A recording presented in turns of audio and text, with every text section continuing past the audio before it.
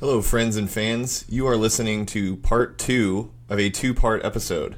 If you didn't listen to part 1 and you're listening to this now, you're a madman and need to be locked up. Go back and listen to part 1. For the rest of you, enjoy.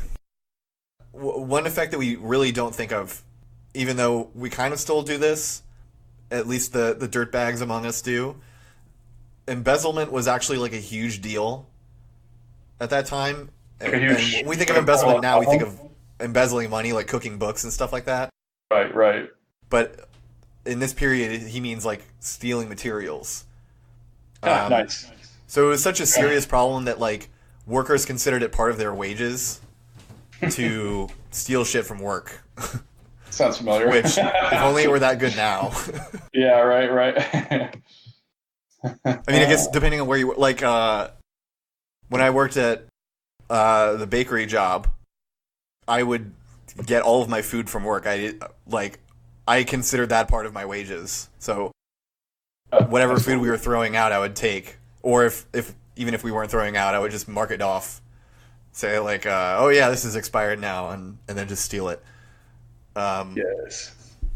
So in this time, because they had these more specialized and sometimes more valuable materials, embezzlement became like an even bigger problem.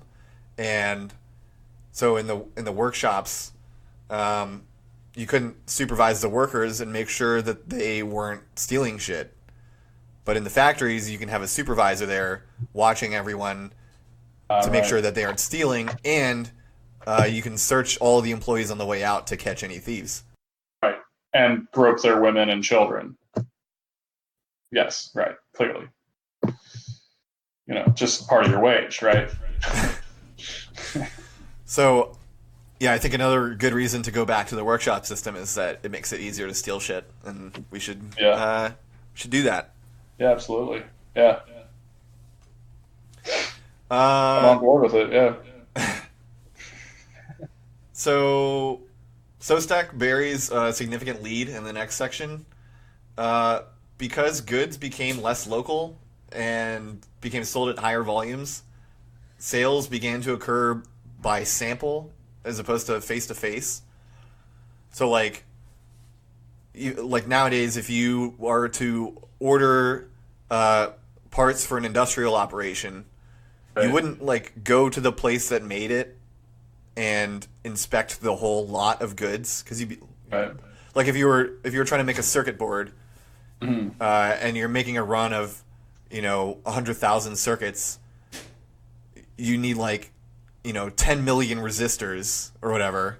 Right. You're not going to go inspect all the resistors.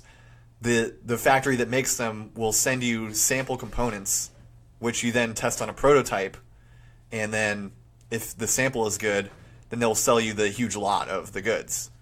And usually the samples are free. So if anyone is ever thinking of doing some kind of manufacturing project for themselves, like a DIY project, try looking at a catalog for industrial parts. I know you can do this for electronics. You can just get free samples and make the shit. They'll just send it to you. So in the workshop system, things were usually sold right near where they were made. So you take the whole lot of goods to the store, and whoever was buying it could inspect it by hand and say yeah, this all looks good. And so they could find defects right away. They wouldn't buy it if there were any defects in it. But if you're buying by sample, then even if the seller doesn't intentionally pick out the best looking sample they can find, just a random selection of stuff, you're not necessarily going to get all the stuff with defects in it. And so on top of that, piecework, which was more common in the workshop, encouraged a varied range of quality of goods. So if you're getting paid by the part, you not only have more of a reason to hide the quality of work by say if you're picking fruit, you put the bad fruit at the bottom and then you put the good fruit on top, and then they look at the basket of fruit, and they're like, okay, that looks good. And then so that's a bushel. But if you're working in a factory, then the foreman can inspect your work and enforce a standard quality. So if you're selling by sample, you need like a standard quality of goods to ensure that you don't find a bunch of defects. Right. And he cites as an example someone who bought a large lot of nails from a workshop, and they complained that a lot of the nails didn't have heads. They were just points. Fuck. Yeah, that would be a little much of a problem, yeah. And so factories not only favored the inspection, they also favored wage labor, which was less prone to the lower, like the varied range of quality, or trying to hide the quality of your work. Because you're there anyway, you know. Mm-hmm. Mm-hmm. And then, so now we loop back actually to what we were getting off track with, which was, during the Victorian era, and I guess like I was just telling Diane, I'm not very good at the periods of England. She knows them better than I do, but the periods before that, like fashion became more of a thing, so people would change their clothes to like a lot different styles more often, especially rich people. Yep. And so because they were centralized and operated by a foreman, factories became more responsive to those changes. Mm-hmm. But again, this is another one of those things where he doesn't question whether factories became more advantageous because of fashion, or fashion became more advantageous because of factories. Because it could have been that factories taking over markets made the process of changing fashion possible, where people were either encouraged by the availability of goods or something to change their clothes more often. Right. I mean, that's true, because like the UK, I should say Britain, was working really hard to become like a dominant force in the textile industry. So, I mean, like you talk about the wool, right? Like the Highland clearances, you get a bunch of fucking wool. So then suddenly you're making money off that wool and the mutton, I guess.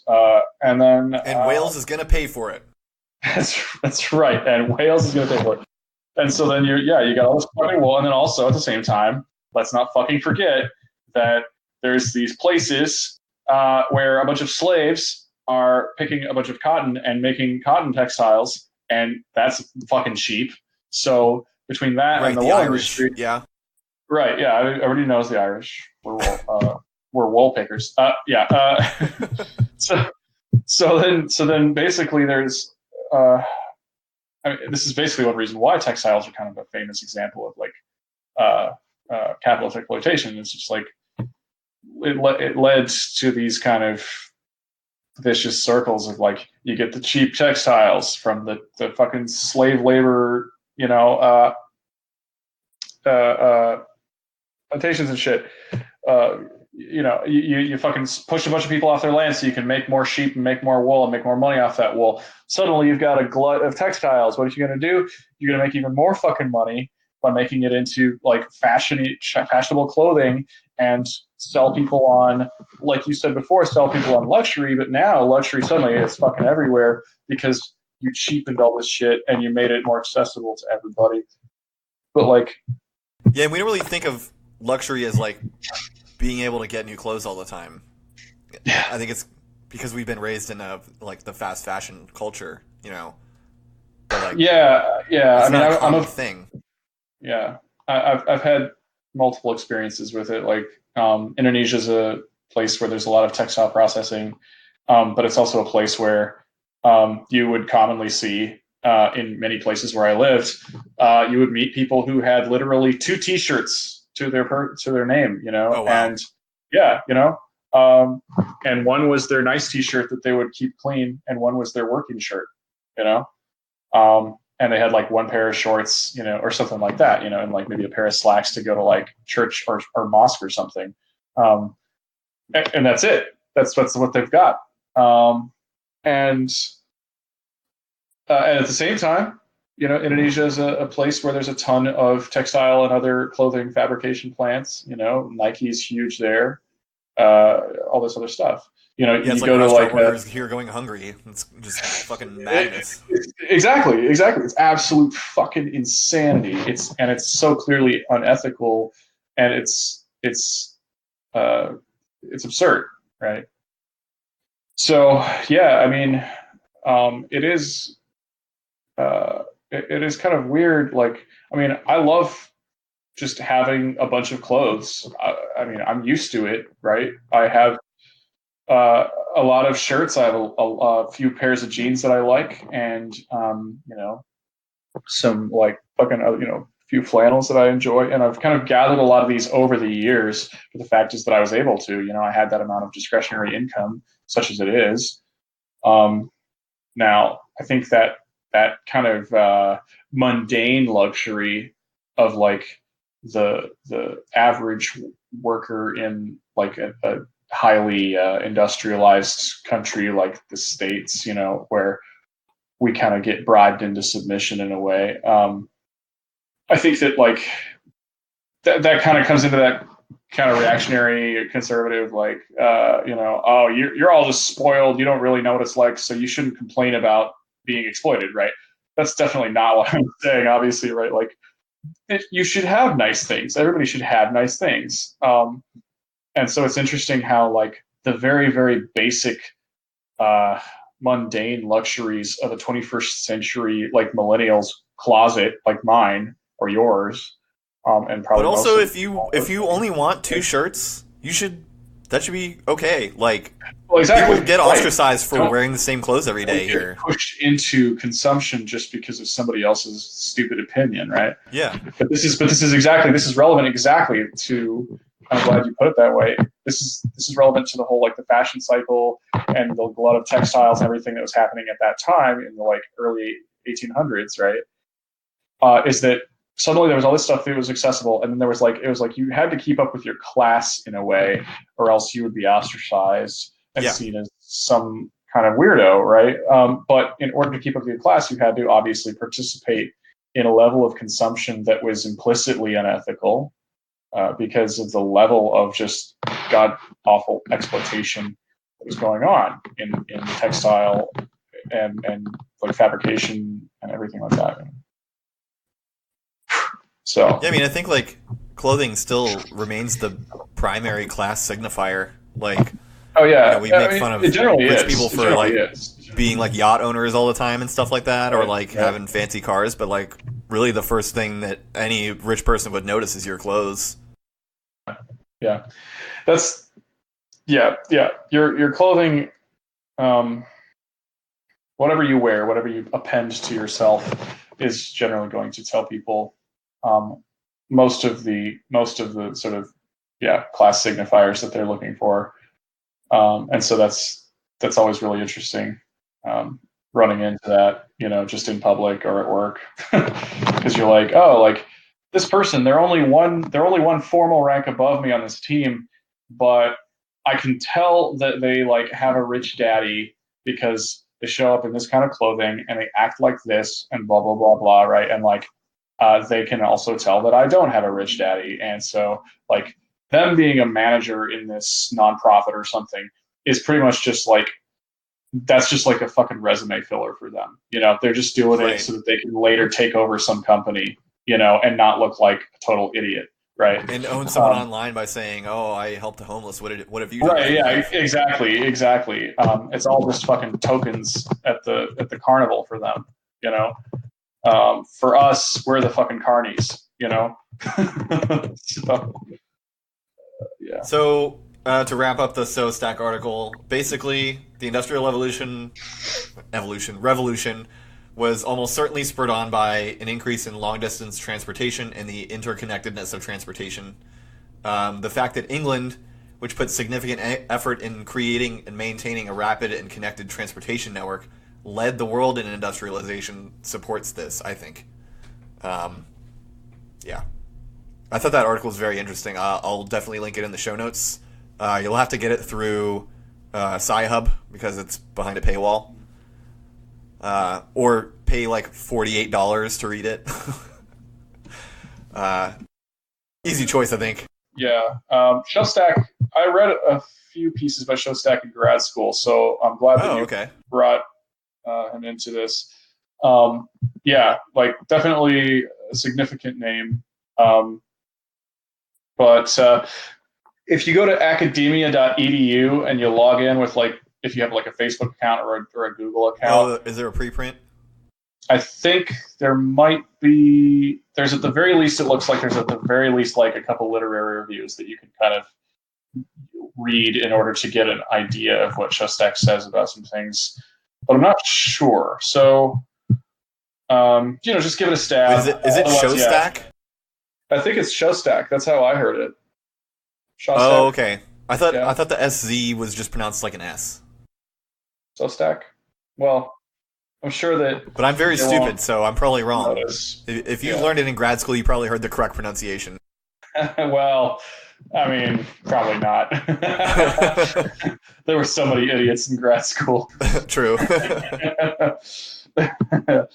Yeah. So one thing I wanted to talk about was, again, our narrative, even on the left, for why factories became prominent, and often why factories will definitely exist in the communist utopia is economies of scale.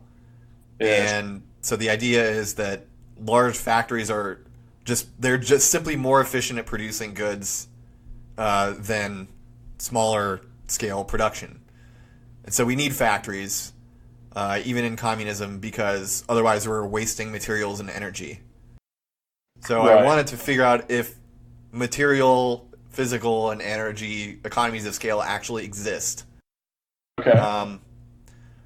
So I knew right off the bat, heat engines actually do get more efficient the larger they are. So if you have like I think it's actually called a Stirner engine.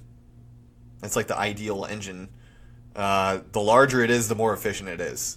Okay. And I think I might have talked about this on the show before, but like the Boeing 737 MAX thing, the reason they were crashing is because they increased the size of the engines to increase the fuel efficiency of the plane, but because the engines were already too close to the ground to increase the size, they like tilted them up. Ooh. Or something like that. And so they wrote this software to like compensate for that, and the software failed because it was a piece of shit software. And so the planes crashed because the pilots didn't realize what was happening. So I know that in terms of like heat engines, economies of scale exist.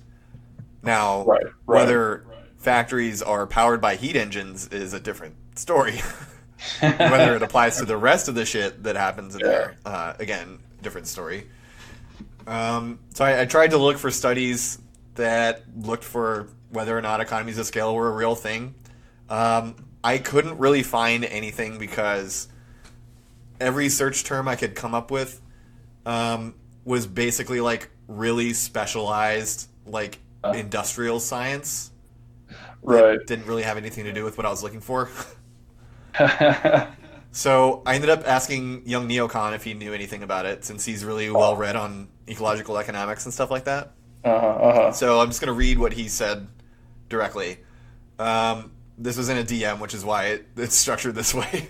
So he says, economies of scale exist both dynamically and static, but there are several kinds. There's internal and external. So an internal one is like, let's say land is a huge fixed cost, then the larger the enterprise, the less the unit cost.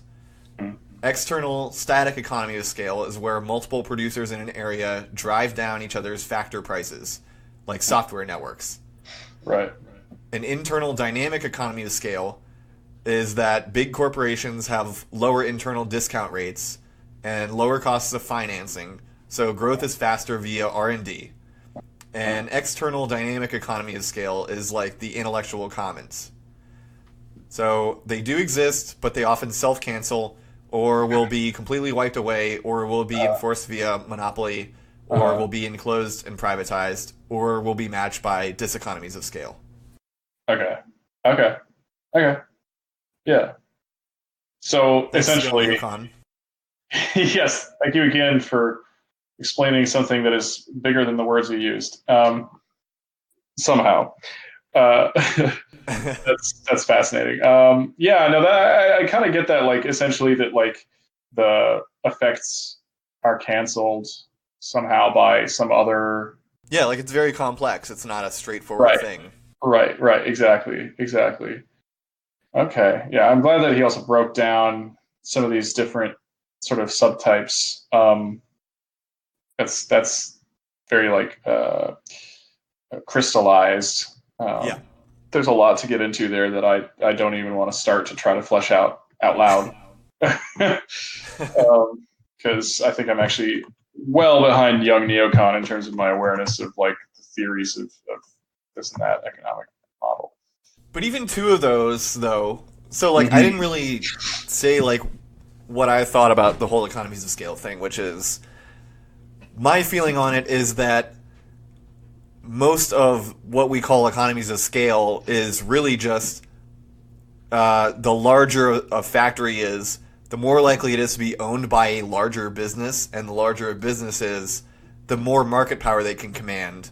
And so they get better deals on both materials and labor, which drives their costs down. And that's why it seems that as we scale up, the efficiency goes up because we measure efficiency in dollars.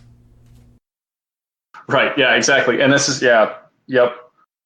I was just thinking about the uh, pa- pa- pa- pa- pa- pa- pa- economies of scale and how yeah, if yes, exactly, measuring efficiency in dollars, because then you're like, oh, for example, a more kind of simple example for the kind of the layperson is like, oh, economies of scale can be something as simple as like buying in bulk, right? Because that's actually something that kind of like that concept of buying in bulk drives a lot of what we call economies of scale, when really the reason you can buy in bulk is because you have like a centralized distributor and or producer who has executive power to adjust prices. And so if you buy in bulk, what's really going on there when it cheapens is that they're just trying to like shed the inventory or like an optimal revenue to themselves. Um, Yeah, it's a less risky sale than trying to sell exactly. at higher prices to Right. a bunch of different people. Exactly. And so it's basically it's just, it's just fucking yeah, it's a capitalist logic. Of like, oh, if I just make a bunch and then I'm selling it, yeah, it's simpler and less risky to sell a lot at a time for slightly cheaper and get like slightly less per unit, right? But ultimately, that's because they have that arbitrary power, right? So it seems, if we're on the right track here, that like an economy of scale has more to do with um, the kind of bargaining and risk management and flexibility of like a centralized arbitrary power, uh, like the broker of the goods, or whatever.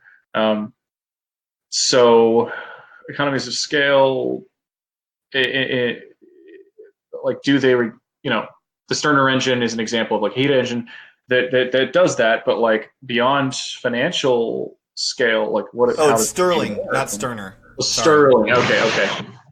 Yeah. So yeah, so like yeah, this brings up a really good question, which is like you said, like does it really actually function if we're not using like a centralized sort of private property power, or power relation? Yeah, fucked up. It's pretty fucked up. So basically, they're just kind of giving us an excuse for why they should have more power, because they're like, oh, well, economies of scale. And you're like, yeah, but that only works if you have that much power. So you're saying give us more power, right? So that we can then, be super efficient. But what that really means is just like, give me more power so that I can have more power to arbitrarily do this or that and fuck around. Um, and then, of course, if they have monopoly or something like monopoly, then nothing matters anyway. They're just going to fuck you over regardless. Um, Yeah, and I get the feeling that a lot of the people that think this kind of thing would also be the first to like call you privileged for expecting like luxuries in communist society, you know? Like, oh, you expect to have like an American style lifestyle? That's so privileged. But like also we definitely need to construct mega machines of human beings in order to reduce the material cost of production. Yeah. Anyway, I think like even though I couldn't really find any science on it, any scientific analysis is like kind of beside the point because whether or not economies of scale hypothetically, theoretically exist, it clearly does not matter when the end result is the system that we have, which is a very large scale factory system where most of what we produce is shit. Yep. Exactly. Or, just incredibly wasteful. I remember reading a passage from a book by some like large industrial association where they were examining the level of waste in the U.S. manufacturing system, and they found that 99% of all industrial products became waste within 6 weeks, and 80% of goods were made to be used only one time. Yeah. Yep. Yeah, it's like you said. I like your point about whether or not economies of scale exist in like a technical sense or can be constructed in the way that we think they might exist or could exist, whatever. Yeah, if the end result is this, then fuck this because it's just not worth it. And it kind of like it made me think like. It's kind of like that whole, just because you can doesn't mean you should, right? Like, let's just use a really outlandish, fun sci-fi kind of example, just to kind of color this in a different way. Let's just say that these experimental probes that have gone out and landed on comets and asteroids and shit, right? Right? Like that's really fucking cool. I love that we can do that. That's really fucking awesome. And I love like the footage and all this kind of shit. But then of course, then you think, oh well, there's a bunch of tech capitalists out there who are thinking along the lines of like, what if we send out little mining drones to collect raw resources from these asteroids and stuff? Because a lot of them are like iron, nickel, etc. And like we could fucking use that. And it would be like, costly up front maybe, but then it would also be like just robot labor, and that would be super cool and sci-fi and visionary and futuristic and all this shit. And I'm like, tentatively that would be really cool. But let's just say that we find out that you could get like just a fucking shit ton of super cheap, iron, nickel, copper, whatever out of these asteroids and bring it back to Earth and make like fucking incredible, cheap, futuristic shit. But then, oh my God, actually the scientists are running toward us with a giant thick report, or actually they just emailed us a PDF because let's be real. But oh shit, everybody's like sweating blood because they figured out that, before we even launched the first mining drone, mining more than like 1% of the asteroids to the point that they want to, will seriously throw off like the gravitational ecosystem of the solar system. And you know what those fucking capitalists will do? They will not give a fuck, right? They will do it. They will still do it. And so it's the same kind of thing. It's like, it'll ruin gravity and totally destroy all life and probably call like destructive solar flares. Yeah, they'll just be like, fuck you, man. I want my 15 years of like obscene wealth, or like the entire solar system eats itself, right? I want to eat sushi off some broad's tits. Yeah, right, pretty much. It's goddamn ridiculous. We're a toxic species and we shouldn't exist. But anyway. So you have this part about the largest factories in the world. Yeah, so I was actually, speaking of scale and all this shit, I was like, I wonder which factories, like, where are the biggest factories in the world? So I dug up this link on the extremely cursed URL, visualcapitalist.com, But they did have a list of the world's largest factories, and I'm sure there were like many, uh, you know, uh, many eyes were glistening and many dicks were hard as they created this page. But they had this infographic on this URL that you may visit if you so choose. On the top of the list, the biggest factory at the time in I think 2016 was the Volkswagen Wolfsburg plant, where they. Now that's just a cool town name. Yeah, Wolfsburg. Come on, that's fucking badass. The factory is 6.5 million square meters. Isn't it like 2 by 3 kilometers or something like that? Yeah, that's insanity. That's 25 square miles. That's insane. That's fucking insane. Like for comparison, so 2 by 2.5 miles. Yeah, yeah. That's a hell of a lot of land. I don't. Yeah, that's insane. I don't even know what to say about that. So that's a hell of a lot of land. Big fucking factory. It says floor workers use bicycles to make their way around. Jesus. Yeah, of course it's Germany, so they use bicycles. If it was the States, they'd all have pickups, Yeah, I love these. Right. Okay. I love riding my bike at work. Right. Okay. So this factory. Okay, so this factory is 25.1 square miles roughly. Okay. The total land area of Washington, D.C. is 68.3 square miles. That is barely double how much land this factory takes up. Yeah. So Volkswagen Wolfsburg, and that's just one of Volkswagen's plants, right? Just the biggest in the world, is nearly half the size of the capital of the United States. So that's hilarious. And again, yeah, they fucking have to use bikes to get around, which is like they must be fit as fuck if it's really that big. Yeah. And then there's the goddamn Tesla Gigafactory, which is just I hate that they called it this. Yeah, the terrible Factory name. One. Like, oh, okay, sure. And how big is this motherfucker? 1 gigabyte. Right. Oh, that was an area. That's just a and they apparently completed it in like 2016, and it's near Reno, Nevada, and it's a lithium-ion battery and electric vehicle subassembly factory where they make their suicide cars for rich people. So that's not really praxis, but at least it has some funny side effects. Then they have two other gigafactories, I think, under construction. One in Buffalo, New York, and the other in Shanghai. And then something kind of clicked in my head, okay? So I was like, oh, Shanghai. And then I was like, wait, this thing is still under construction. It's like a gigantic fucking manufacturing plant, right?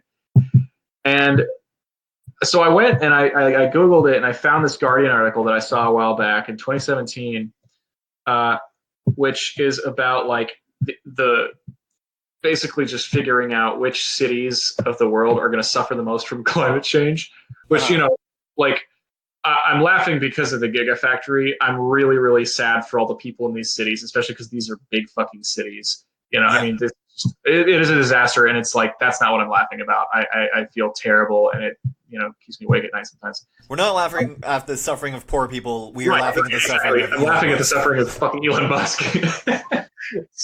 So you see on this Guardian article, the number one city in the world to be affected by climate change is Shanghai, and by like a long shot. Yeah, it's like over double the next highest one. Yeah. The next one is like next few down is like Hong Kong, and it's like, yeah. So then I'm like, okay. So I looked up the map of where the Gigafactory 3 construction site is, and I posted it in the notes. But it's about 2 miles from Hangzhou Bay, and it's literally almost at the edge of this sort of semi-peninsula that Shanghai is built on. and I'm like, okay, that's fucked. But maybe there's an elevation change. But then I went back to the Guardian article. No, they have a like little before and after map, and I've posted that as well. And most of Shanghai will be completely underwater, including that entire area. And so this basically further demonstrates that Elon Musk is a greedy, heartless imbecile who doesn't give a fuck. But at the same time, he will be owned for his foolishness by Mother Earth. So, motherfucker. And I also just threw in a note about like how it's going to be kind of hilarious when like they build these fucking gigafactories and shit, and then if they don't become underwater or permanently on fire, like we can just expropriate them and use them as like bunkers or communes or like our own purposes. We could turn them into fucking greenhouses, I guess. I don't know. Just like do what we can do with them. I think the ones that do end up underwater, I remember reading that if you electrify a structure with a low current underwater, it attracts corals. Oh, fuck yes. Into coral reefs. Oh, yes. I love this idea. I fucking love it. I love this. So we can. But I don't know. I personally think that Elon is actually a super genius. I mean, it's pretty obvious that he is because he built a rocket all by himself. He built all those cars by himself. Yeah, Iron Man. He invented PayPal. He invented BioShock. So he's most likely. And he uncovered that the pedophile conspiracy with the diver that rescued the Thai kids. Yeah. So obviously genius. So right. I think he built the Gigafactory on pontoons, and it's just going to float up out of the water. It'll be fine. You're probably right. I mean, he couldn't be dumb enough to just leave it on solid ground and totally immobile. I know, it would take a profoundly stupid person. Yeah. I would think you would have to be like not just deranged, but actually like severely, like fundamentally incapable of higher level thought to actually pour all of your capital into a project like that if it was really doomed to fail. And you just have to have like completely fucked self-awareness because you're going around all the time saying the Earth saving the Earth by like climate change is going to happen, and guess what, when it does, you'll be happy I made those electric cars and found an escape plan to get to Mars. Yeah, I mean, you'd have to be a complete idiot, right? But he's obviously not. I mean, what complete idiot? Unfortunately for our bit here, he's not an idiot. So yeah. I mean, those factories will be fine. Right, exactly. He's dating famous manic pixie dream girl, Canadian drug techno girl. So like that just proves that he's a genius because he's capable of understanding modern poetry. So. So I actually thought of an anime tie-in, which I mentioned at the beginning, but didn't connect it to the actual theme of the show. Okay. Well, I guess it's not anime; it's manga. There's an anime. Oh God! But the manga Blom, it was written by Hiroyuki Seshita. And it is from. It can't be from 2017. Oh, I guess it is. No. Oh, that's the movie. That's the movie director. Whoops. All right. Let me go back a little bit.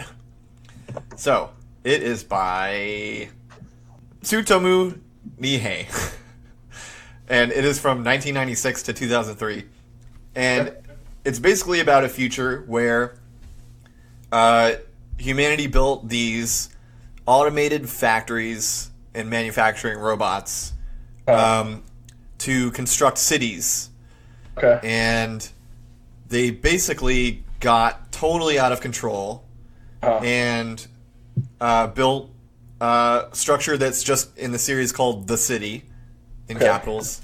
Okay. And it's just a giant mega city that's like 8 astronomical units in radius. Okay. So it like extends out past Jupiter's orbit. Shit.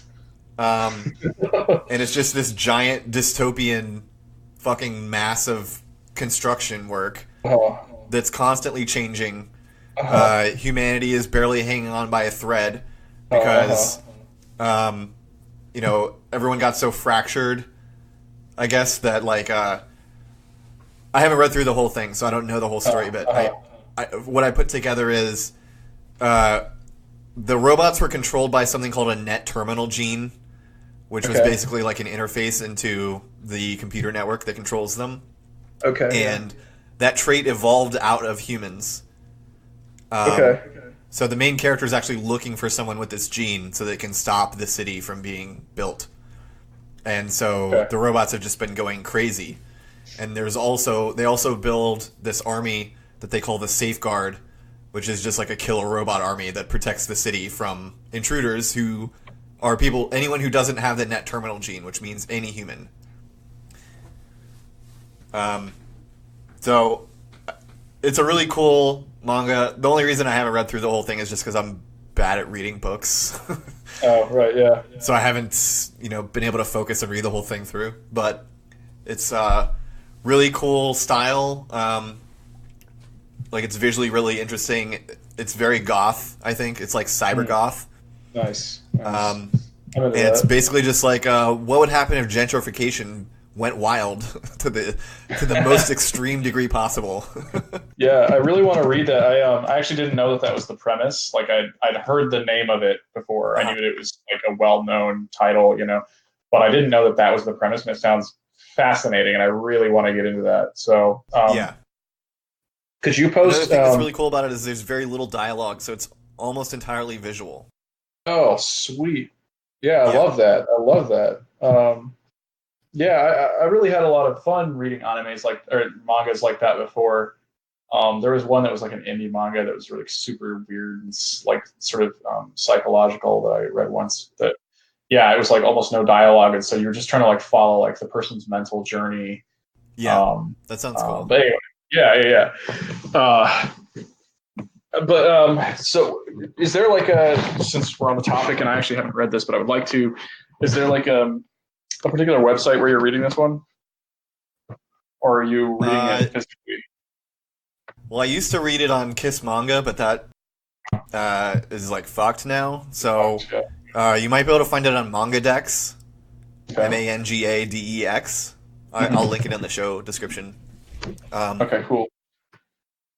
That's where I'm reading One Piece, and I think it has like a really good selection.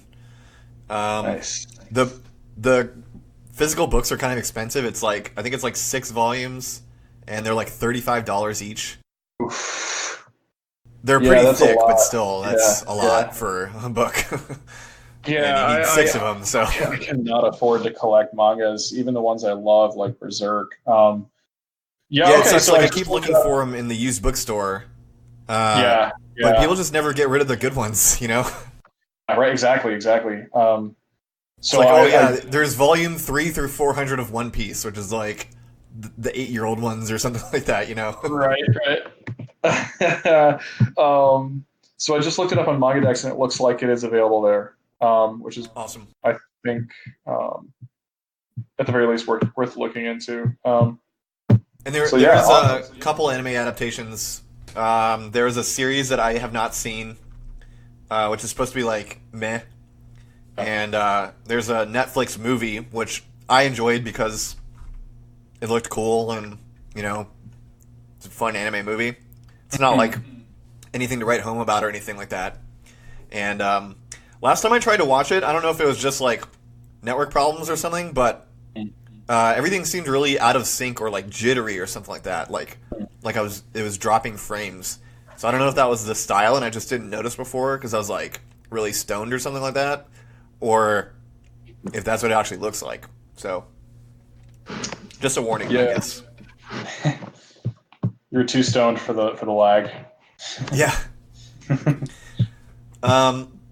And since I mentioned it, I'll just bring up Dr. Stone. That's the new hot anime that's out now. It's a really popular manga, and it's very cool so far. It's basically, the premise is like this weird wave of energy like petrified all of humanity, and basically the world went on without humans for about 3,500 years until Senku, I think his name is, the main one of the main characters, and I can't remember the other guy's name. But anyway, like they both break out of their state of petrification.